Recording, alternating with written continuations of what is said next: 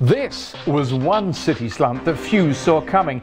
The champions stock has crashed over the Christmas period, presenting us with a three-horse title race and also prompting questions about Pep Guardiola's powers of recovery. Questions that I'll be asking today.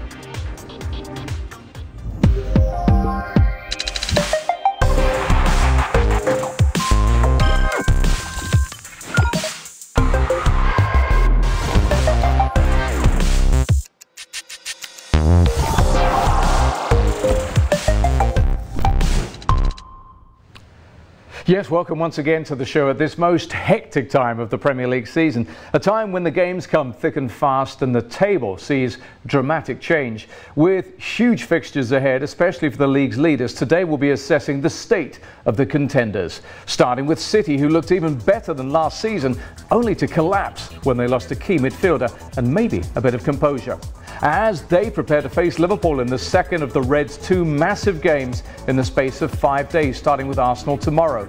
Meanwhile, there have been some healthy fantasy points holds lately, but have you got the right players in your team? We'll bring in the sweeper.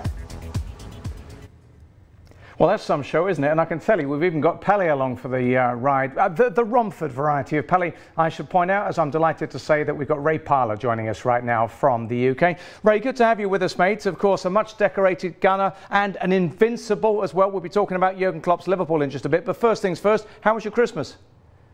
Oh, it's really good, John. Thanks, and hello to all the Singapore supporters out there, whoever you support. You know, I love your country. You know, I've always been there a few times, and it's a great place to go and visit. But my Christmas has been normal, John. Really, the same. You know, I see my parents and my children, and you know, it's a lot of hassle for 2 days, I must admit.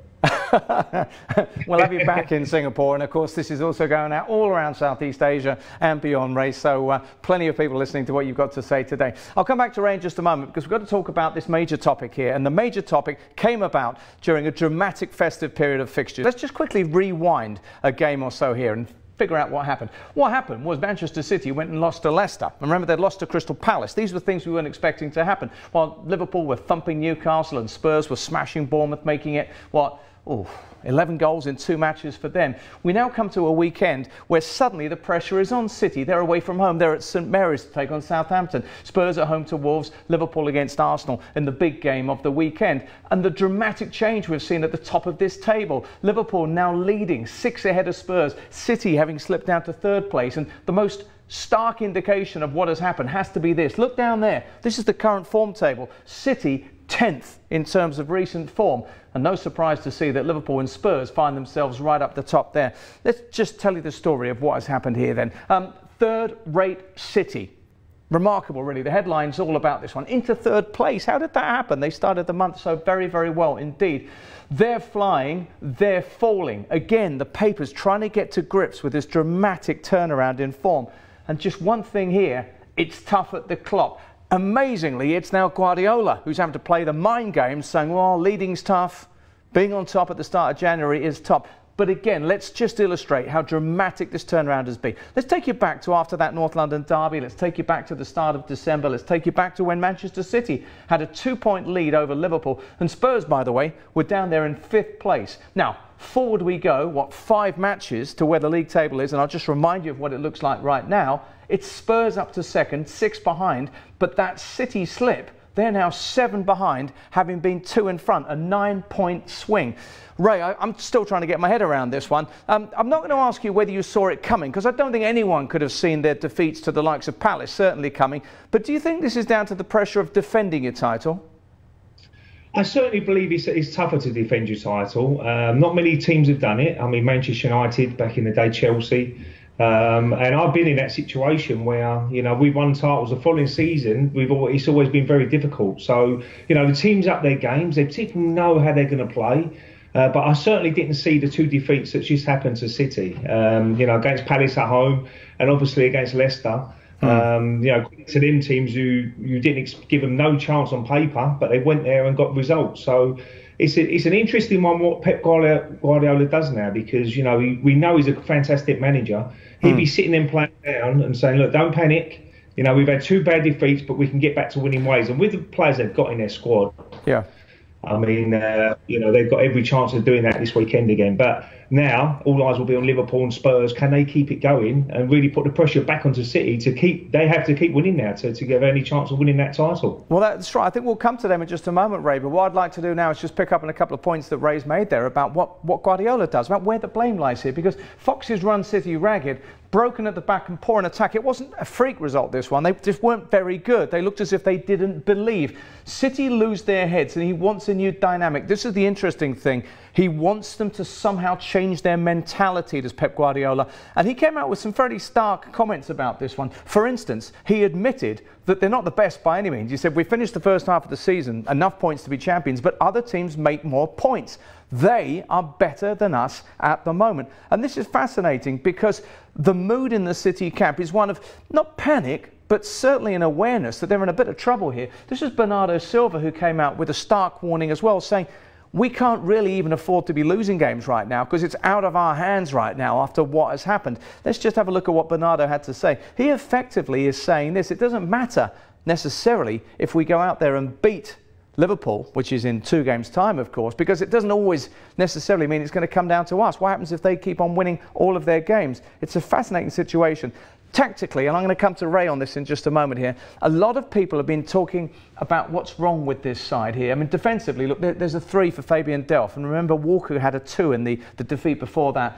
I think it might come down to the midfield. And I think we need to start talking about Fernandinho right now, because the commonality here is that he's been missing for a couple of those defeats. So just how important is this player? Pep knows he is. He wanted to replace him, didn't he, with Jorginho. Didn't get him. Let's have a little look, shall we, and see if we can quantify whether or not they're a better or worse team with and without him. I would go, look at the left-hand column, go down to the bottom 2, win percentage and points per game. 74.7 when he's in the team, down to 58.3 win percentage. Points per game massively down from 2.4 with Fernandinho to 1.8 when they are without him. Otherwise, okay, not quite so obvious, but Ray, I think it's fair to say that Fernandinho does something for this team. We know how good they can be in so many departments. Why is he so important? Well, he's so important because he reads situations very quickly. You know, he's one of them sort of guys that he knows when the danger is, and he seems to fill in the right areas. You know, very experienced player. I didn't realise he was 33. He's done such a great job for him over the years. I thought his late 20s, the way he plays, because he's very energetic. You know, he's very mobile, and he's been such an important player. Because we can always talk about De Bruyne and Silva and Aguero, all the attacking force of Manchester City, but I always look at the defensive unit and how you can get a player in there and help the back 4 out, which he does. He covers people, especially the way they play, because the wing backs will always bomb on. You know, you look at Kyle Walker, whoever's playing left hand side. I know they had a few problems, injuries there. Mendy, if he's on that left hand side, he bombs forward, but he fills into areas where, you know, where they can recover and get back into a back 4. So he's such an important player. We had a player like that in the unbeaten season, Gilberto Silva. Didn't get a lot of recognition because you know, you had the likes of Dennis Bergkamp, Perez and Henry and players like that. But outside of that, the manager knew how important he was. Arsene Wenger knew he was a key player in us going unbeaten and us winning the championship that year. And I think Fernandinho fits into that sort of position. That's a really good point that you make there, Ray. Yeah, we've got some feedback in, because obviously feedback's a huge part of this show, and thanks very much, guys, for getting in touch. Imran up here, picking up on that. Imran's from Singapore. Fernandinho's been a huge miss for City. You can see why Pep was frustrated not getting Jorginho. De Jong, the youngster, could be coming in January. Jerome, who I think is from the Philippines. Manchester City's last 4 league games conceded 8 goals. The defence is now being scouted by other teams. Yeah, you're right. I think they're finding out that defence a little bit more here.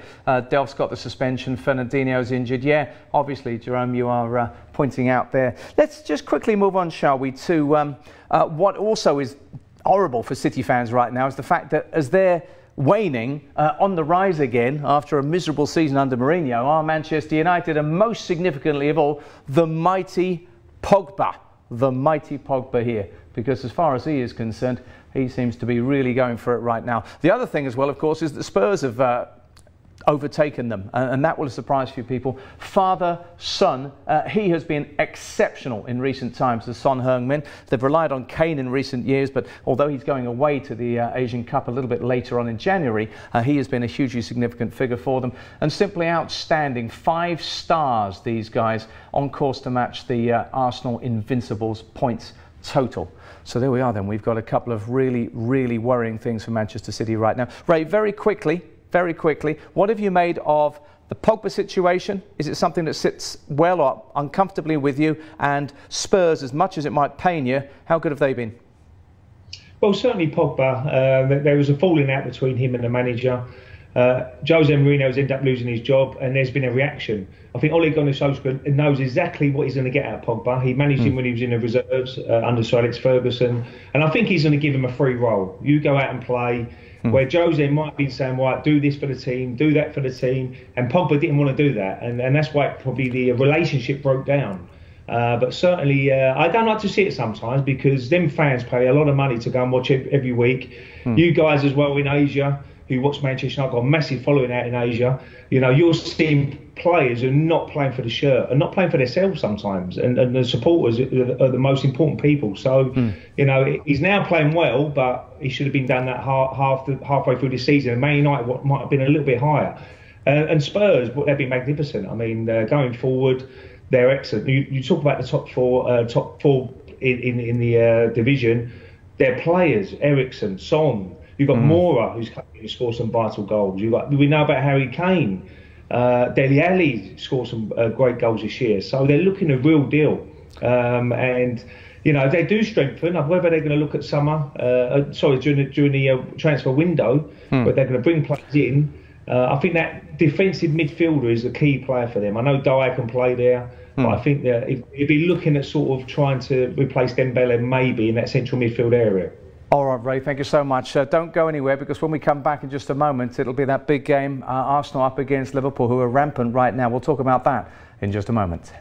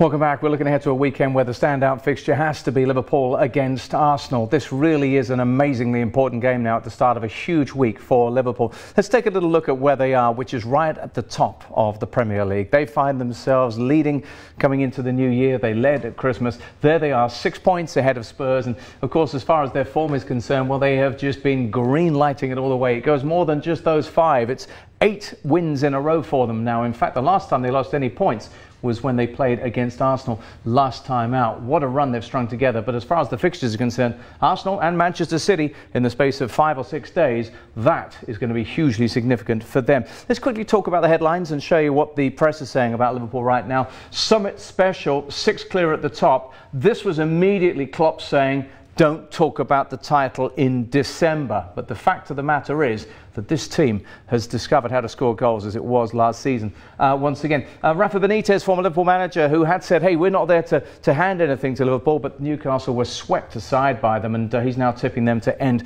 that long title drought and win a first ever Premier League trophy. This was Klopp, though, in his comments saying he's going to keep his feet firmly on the ground, because this has been the key to it. How do you deal with being the bookmakers' favourites and many people's favourites in terms of this title race? All good numbers, he said, but there are 19 games to go. We play Arsenal, we play Tottenham, we play all of them again. There's a long way to go. We all know that. But it's tempting, isn't it, for others to say, well, they are really amazing. Look at this, the best squad perhaps since the 80s and those glory years of Liverpool Football Club. That was Ian Herbert writing in the Mail. Dejan Lovren has come out and said the good thing about us right now is that we've got the perfect mix. We've got people in that dressing room who now know how to cope with this situation. But the problem with that, Lovren always likes to come out and make statements, is that you do find yourself saying, are we careful enough when it comes to things like this? I'm going to bring Ray in just a moment, but I want to look at midfielders, because I've been raving about Liverpool's attackers last year, Alisson and Virgil van Dijk this year at the back, but right now I'm tempted to say that it's the midfield that has impressed me the most. Now, Gini Wijnaldum has been anchoring that midfield. They've managed to bring Fabinho and Keita, who have just showed you, into this one. Of course, we know all about the likes of Milner and Henderson and the versatility we've seen from them. I just wonder if maybe they have the best midfield right now of the three teams that are involved in this title race. So let's just pop some of those players up and I'll get Ray's take on this one. So Ray, if I could bring you in here. Right now Liverpool have been selecting from, I'd say, a rather more limited team. I'm going to count Shaqiri and Lallana as midfielders. Obviously, by the same token, you can count some attacking players for Spurs and Manchester City as midfielders. But in what I would consider to be the engine room of the team, do you think Liverpool have been best served this season?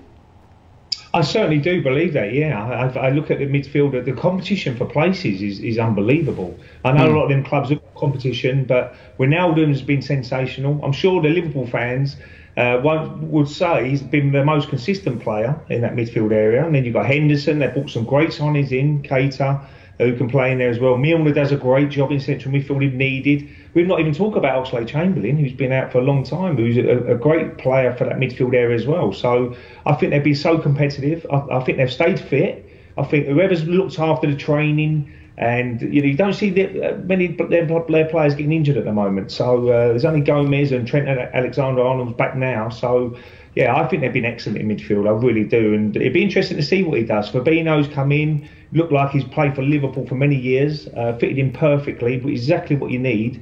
But I think he'd go with probably Wijnaldum and Fabinho against Arsenal in that central midfield area. I think he likes that pairing. Henderson maybe misses out on this one, but he's still a very important player for the squad. Let's have a quick word about the tactical side of things here, because the way that they have been doing things, Ray, they can play a 4-3-3 in mainly the big games, the really tough teams that they play against. But then it looks to me against the others that they can go into a 4-2-3-1. I suppose they did a 4-2-2-2 against Wolves not that long ago. They're tactically quite smart, aren't they? And they can think on their feet on the pitch. I'll come back to you in just a moment, Ray, but can I just point out right now, as we just zoom in a little bit more on what they do in terms of the way they shape up, that a little bit earlier on I spoke to Neil Atkinson of the Anfield Wrap podcast to get his take on all this. Hi there, Neil. Good to see you, my friend. So palm trees in late December on Merseyside. That must be indicative of the sunny mood in Liverpool right now. Now, tell me this. How do you see the club and all attached to it reacting to the very happily changed circumstances? Everyone's really upbeat. You know, you couldn't ask for much more than being suddenly 6 points clear of Tottenham and 7 points clear of City. It's a phenomenal run. I mean, played 19, won 16, drawn 3 is absolutely brilliant. And what I think is in there is, I don't think anything changes for Liverpool. We know we need to win every game. The manager's talked himself that it might need 105 points. So I think that there's no increase in pressure, because the reality is we've got to win every football match. Every time we take to the field, we've got to win the game. That's it. And that's been the case for a while. That's what we've been living under. So I don't think it does change now. And I think the circumstances are, yes, we can enjoy it a little bit. There's theoretically breathing space. But City could win the next 19. They're brilliant. Spurs could win 17 of the next 19. We need to be able to win every single game. For all that, you have to say this isn't an ordinary week that's coming up right now. Let's start off with Arsenal. Would Arsenal carry any particular fear for Liverpool? Yeah, I think the potent, they've got goals in them. The top scorer plays for them. You've got to bear all that in mind. So it'll be a really difficult game against Arsenal. They've got a few injury worries. They've not been great on the road recently. They're slightly wobbly at the back. But Arsenal could score 3 goals at Anfield. However well Liverpool defend, they've got footballers who've got magic in them. And then there is the City game looming on the horizon. But I think all we can do is deal with the next one for now. And I think that the club's doing a really good job of that. The manager's not thinking just of the next game. It's not his job. But I think the players are. The players are focused on what's the next one. And so is the club as a whole. We're thinking about the next one. It's Arsenal. It's Saturday night. It should be an absolute belter. And of course, you can talk about Liverpool all you want, but the last couple of weeks have told us you have to have one eye or maybe ear out for City's result, because you can't guarantee that even this weekend's game will go their way.